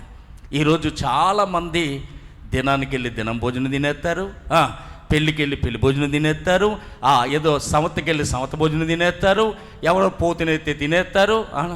అంటే ఇలా టైప్ ఎలాంటిదంటే శనివారం మళ్ళీ వస్తుంది, మాంసంగానే వస్తుంది ఎట్రా అనేవాళ్ళం అప్పుడు మేము.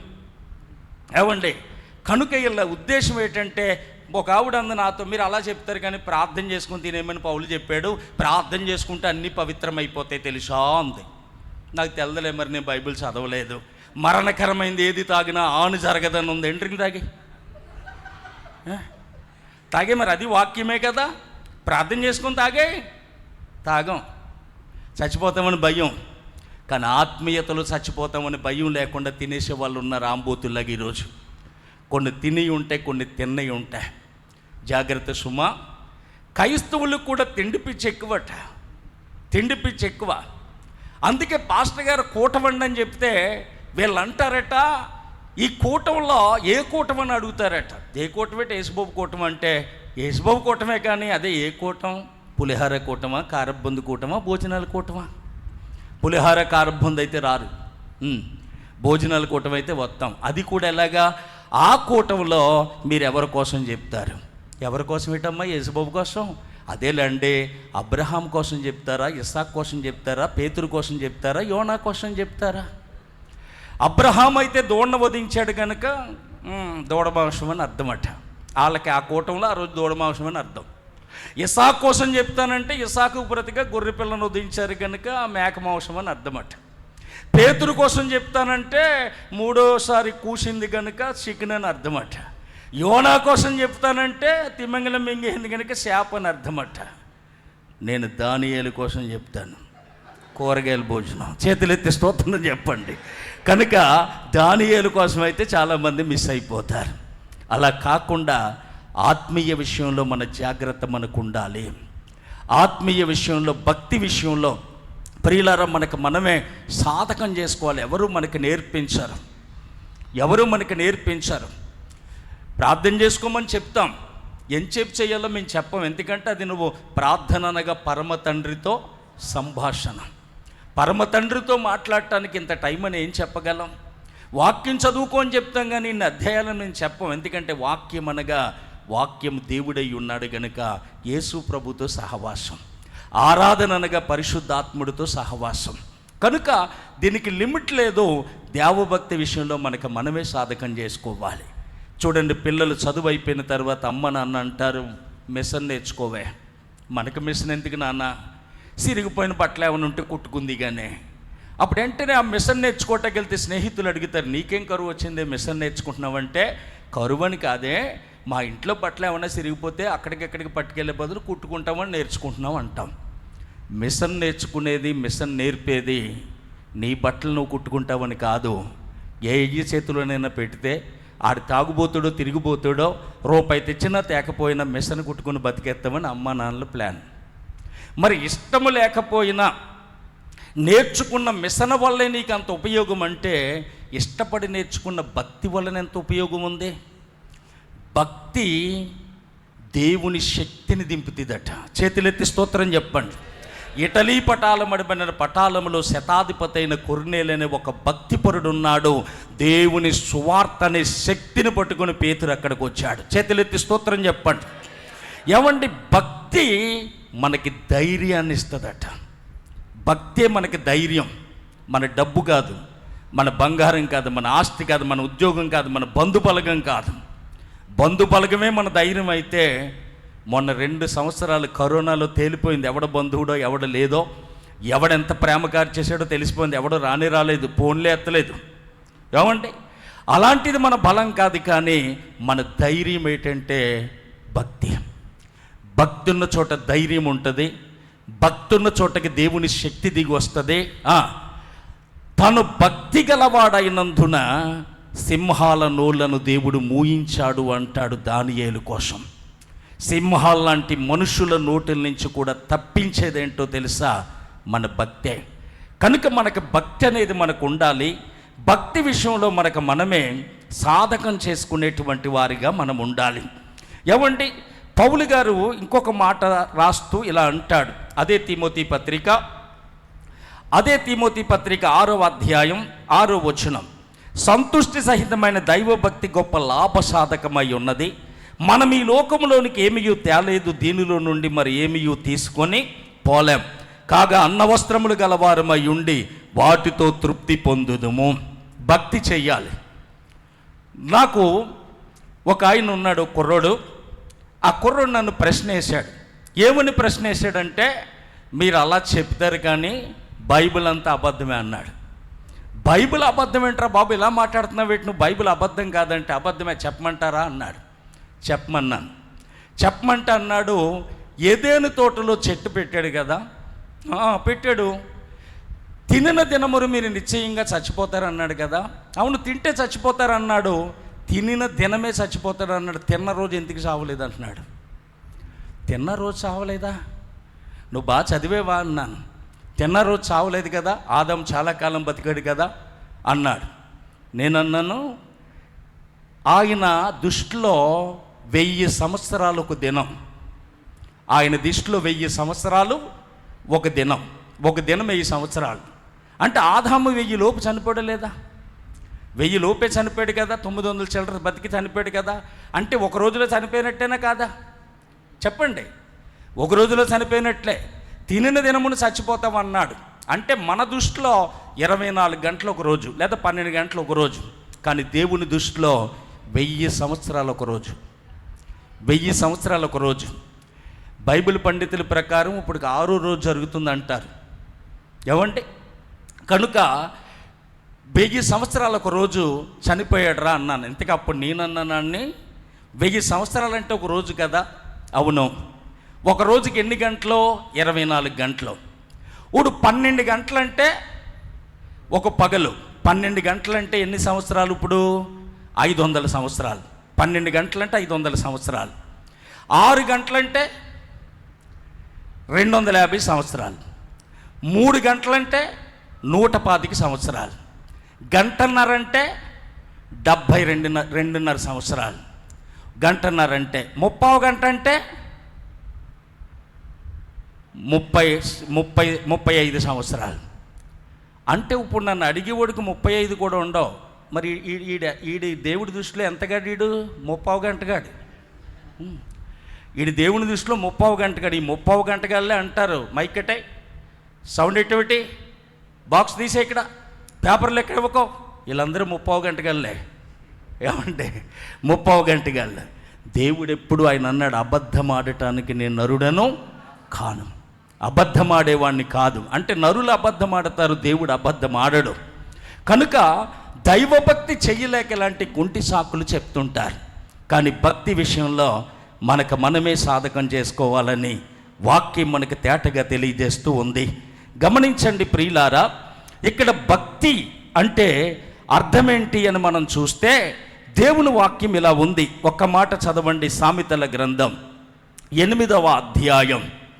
సామెతల గ్రంథము 8వ అధ్యాయము దేవుని వాక్యములో నుండి 8వ అధ్యాయము చూడండి, 13వ వచనాన్ని చదువుదాం. యెహోవా యందు భయభక్తులు కలిగి ఉండుట చెడుతనమును అసహ్యించుకొనుటయే. అది భక్తి అంటే ఏంటంటే చెడుతనాన్ని టోటల్గా అసహ్యించుకోవాలి. అదే భక్తి. మరి ఈరోజు చెడును చూసి అసహ్యించుకుంటున్నామా? ఏమంటే ఈ లోకములో క్రైస్తవ సంఘాలు ఎలా ఉన్నాయంటే, ఒక పిచ్చోడు, రోడ్డు మీద వెళ్ళే పిచ్చోడు ఉన్నాడా? ఒంటి మీద సరైన బట్టలు ఉండవు, గెడ్డం పెరిగిపోయి ఉంటుంది, తల పెరిగిపోయి ఉంటుంది, గోళ్ళు పెరిగిపోయి ఉంటాయి, తినటానికి ఉండదు, స్నానం ఉండదు, చాలా అసహ్యంగా ఉంటాడు. ఆయన్ని బాగు చేయటానికి కొన్ని వజ్రాలు మూటగట్టి ఎదురుగుంటే వేస్తే తీసి అలా చూసి పక్కపక్క నవ్వి పక్కకు పడేస్తాడు. రెటన్లు కడిగేసిన సీపురు ఉంటుంది కదా, సగం అరిగిపోయి, అది ఎదురుగుంటే ఎత్తే కళ్ళకు అద్దుకొని సంచిలో పెట్టుకుంటాడు. ఈరోజు క్రైస్తవ జీవితం ఆ పిచ్చోళ్ళ ఉంది.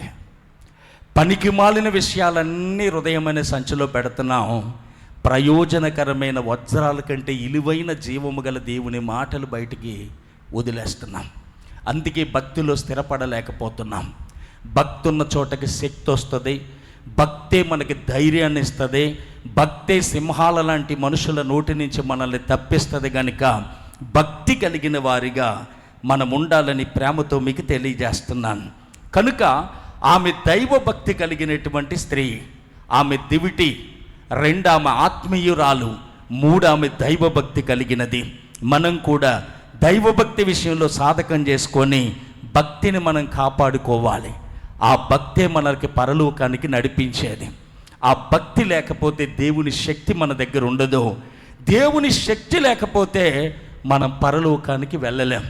కనుక ఆ శక్తితో నింపబడాలంటే భక్తి అనేది మన దగ్గర ఉండాలి. భక్తి అనగా చెడుతనాన్ని అసహించుకోవటమే భక్తి అని చెప్పి దేవుని వాక్యం మనకి తేటగా తెలియజేస్తూ ఉంది. చూడండి, కీర్తన 37 కీర్తన దేవుని వాక్యంలో 28వ వచనం ఇలా ఉంది. యాలయనగా యెహోవా న్యాయమును ప్రేమించువాడు, ఆయన తన భక్తులను విడవడు, వారెన్నటెన్నటికీ కాపాడబడుదురు, కానీ భక్తిహీనుల సంతానము నిర్మూలమగును. యాలయనగా యెహోవా న్యాయమును ప్రేమించువాడు, ఆయన తన భక్తులను ఎడవడు, వారెన్నటెన్నటికీ కాపాడబడతారు.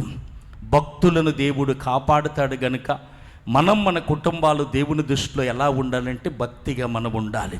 మొదటిగా వెలిగేవారిగా, వెలుగునిచ్చేవారిగా, అనేక మందిని వెలిగించేవారిగా ఉండాలి. 2 తెల్లారు లెగిస్తే మన ఆలోచనలన్నీ ఆత్మ సంబంధమైన విషయాల మీదే తప్ప శరీర సంబంధమైన విషయాల మీద మనసు ఉంచకూడదు. 3 దైవభక్తి కలిగిన వ్యక్తులుగా మనం ఉండాలి. మోకాళ్ళు వేద్దాం, 1 నిమిషం చిన్న ప్రార్థన చేద్దాం. హల్లెలూయా, హల్లెలూయా, హల్లెలూయా, హల్లెలూయా. ప్రభువా నీకు వందనాలు, వందనాలు, వందనాలు, వందనాలు తండ్రి, వందనాలు తండ్రి, వందనాలు తండ్రి. అవును ప్రభువా, లూది అనే స్త్రీ కోసం మాతో మాట్లాడావు కొన్ని విషయాలు. చాలాసార్లు మేము చదివాం, చాలాసార్లు విన్నాం. అయినప్పటికీ కూడా మరలా అదే విషయాలు మాకు జ్ఞాపకం చేశాం. అవును, ఆమె దివిటి అని, మేము కూడా దివిటీలమని, వెలిగేవారిగా, వెలుగునిచ్చేవారిగా, వెలిగించేవారిగా మేముంటాం నాయన. కొన్ని పరిస్థితులు మమ్మల్ని ఆర్పేసినాయి తండ్రి. కొన్ని శోధనలు, కొన్ని కష్టాలు, కొన్ని బాధలు మేము ఆరిపోయేలా చేసినాయి నాయన. మాకైతే వెలగాలనే ఉందయ్యా, మళ్ళా వెలగాలనే ఉందయ్యా. మా పూర్వస్థితిని మరలా మాకు దయచేయి నాయన. నాయనా మమ్మల్ని వెలిగించు, మమ్మల్ని వెలిగించు తండ్రి అని ప్రార్థన చేద్దాం. ఆత్మ విషయాల మీదే మనసు ఉంచుతాం తండ్రి. అవును, మాకేది కావాలో అడగక మునిపే అక్కరతలు తీర్చే దేవుడు కదా నాయన. వారు ఏడుకొనక మునిపే వారికి నేను ఉత్తరం ఇచ్చానన్నావు కదా ప్రభువా. అడవిలో సింహం పిల్లలు ఆకలిగా ఉంటాయి, కానీ నన్ను నమ్ముకున్న పిల్లలకి ఏ మేలు కొదువై ఉండదన్నావు కదా ప్రభువా. అయినా ఇంకా మా కుటుంబాల కోసం, మా కుంటం కోసం, తినటం కోసమే ఆలోచిస్తున్నాం. అలాంటి ఆలోచనలు కాకుండా పర సంబంధమైన ఆలోచనలు, మా కోసం నువ్వు సిద్ధపరుస్తున్న పట్టణం వైపు మా చూపులు ఉండేలాగా, మా మనసు ఉండేలాగా తండ్రి, ఆత్మ విషయాల మీదే మనసు ఉంచుతాం తండ్రి.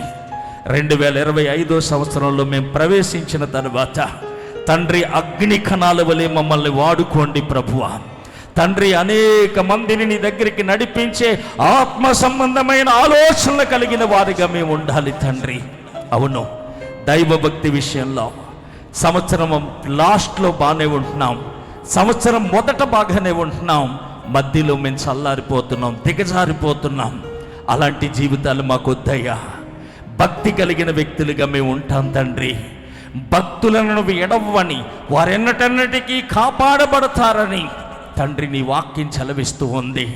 భక్తి విషయంలో మాకు మేమే సాధకం చేసుకుంటాం తండ్రి, మాకు భక్తిని నేర్పించని ప్రార్థన చేద్దాం. హల్లెలూయా హల్లెలూయా హల్లెలూయా. బబులోను దేశమందున ఆ భక్తులు ముగ్గురు బొమ్మకు మొక్కనందునా, బబులోను దేశమందున ఆ భక్తులు ముగ్గురు బొమ్మకు మొక్కనందునా, పట్టి బంధించిన రాజు అగ్నిలో పడవేయగా, పట్టి బంధించిన రాజు అగ్నిలో పడవేయగా, నాలుగో వాడు ఉండలేదా? ఓ భక్తుడా తెర నుండి విడుదల కాలేదా? నాలుగో వాడు ఉండలేదా? ఓ భక్తుడా తెర నుండి విడుదల కాలేదా? భయమో చెందకు నీవు, దిగులు చెందకు నీవు, భయమో చెందకు నీవు, దిగులు చెందకు నీవు, జీవమిచ్చిన యేసయ్యున్నాడు. ఓ భక్తుడా రక్తము కార్చిన రక్షకుడున్నాడు, జీవమిచ్చిన యేసయ్యున్నాడు. ఓ భక్తుడా రక్తము కార్చిన రక్షకుడున్నాడు. భయము చెందకు భక్తుడా, ఈ మాయలోకం సాయాలు చూసినప్పుడు. భయము చెందకు భక్తుడా, ఈ మాయాలోకం సాయాలు చూసినప్పుడు. ప్రార్థన చేసుకుందాం, ప్రార్థన చేసుకుందాం. మూడే విషయాలు మన కళ్ళ ముందు దేవుడు పెట్టాడు. ఒకవేళ ఏ పరిస్థితుల్లో నువ్వు ఆరిపోయావో దేవుణ్ణి అడుగు, ఎలిగించి ప్రభువా. ఒకవేళ దుష్టుడు నిన్ను ఆర్పేశాడా, చెప్పు దుష్టుడితో, నా శత్రువా నా మీద నువ్వు అతిశయపడొద్దు, నేను కింద పడినా తిరిగి లేవగలను, అంధకారమైన నా దేవుడు నాకు వెలుగుగా మలచగలడు. నా దేవుడు నన్ను వెలిగించేటప్పుడు నువ్వెవడు నా మీద నింద మోపటానికి? నేను వెలుగుతాను, అనేక మందిని వెలిగిస్తాను, అనేక మందిని వెలుగు చెంతకి నడిపిస్తాను అని చెప్పండి. ఏ పరిస్థితుల్లో నువ్వు చల్లారిపోయావా, ఆరిపోయావా, ప్రభుని వెలిగించమని అడుగుదాం. ఆత్మ సంబంధమైన విషయాల మీద మనస్సు పెడదాం. భక్తి విషయంలో, తిండి విషయంలో, చూపుల విషయంలో, మాట విషయంలో, శాస్త్రాల విషయంలో, నడవడిక విషయంలో, ఏ విషయంలో కూడా చెడనేది మన వైపుకి రాకుండా, మన భక్తి పాడవకుండా, తెల్ల బట్టలు కట్టుకుంటే దాని మీద మురుకు పడకుండా ఎలా కాపాడుకుంటామో, మనకి దేవుడిచ్చిన రక్షణ వస్త్రం మీద మలినం పడకుండా కాపాడుకుంటూ భక్తి చేద్దాం. ప్రార్థన చేసుకుందాం. మహాపరిశుద్ధుడా, ఘనమైన తండ్రి, నీకు వందనాలు. ఎత్తబడిన మాటలు అందరి హృదయంలో ఫలభరితంగా మార్చండి. నీ సేవకుడు తమ్ముడిని, చెల్లిని, కుటుంబాన్ని దీవించండి. సహకారులకు ఇచ్చిన సేవకులను దీవించండి, సంఘాలను దీవించండి, సంఘ పెద్దలను దీవించండి, అధికారులను దీవించండి. ఈ మాటలు ఆలకించిన వారందరినీ పేరు పేరున దీవించి ఆశీర్వదించండి. ఈ రాత్రి మరలా మా అందరితో మాట్లాడి మమ్మల్ని బలపరచండి. యేసు నామములో అడుగుచున్నాను తండ్రి. ప్రభు అయిన యేసుక్రీస్తు కృప, తండ్రి అనే దేవుని ప్రేమ, పరిశుద్ధాత్మ అన్యోన్య సహవాసం, సమాధానం జరుగుతున్న కూడికలకి, జరుగుతున్న పరిచర్యకి, కూడి వచ్చిన ప్రజలందరికీ ఆయన కృప సదాకాలం తోడయుండి నడిపించునుగాక. Amen amen amen.